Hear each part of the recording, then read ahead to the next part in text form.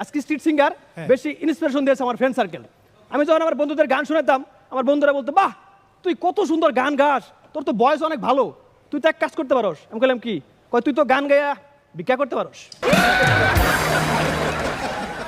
এই তো সেদিন রাস্তায় বসে আমি গান করতেছি, ওই দিকটা জাহাঙ্গীর ভাই যাইতেছিল। জাহাঙ্গীর ভাই এসে গেলো, আরে তুই তো ভালো গান করস, তোর গান শুনে তো সবাই হাসতেছে, তুই এক কাজ কর, তুই হাসু তাই। আমি কত ছেলের রাস্তা থেকে তুইলা সেলিব্রিটি বানাই দিছি। আমি বললাম ভালো করে খেয়াল করে দেখেন, আমি সিজন 5 এর ফার্স্ট রানার আপ। আপনি তো আমার বাড়ির থেকে তুলে এনে রাস্তায় নামাইছেন। তার কিছুক্ষণ পর পাশ দেওয়া হচ্ছে তুষার ভাই যেতেছিল।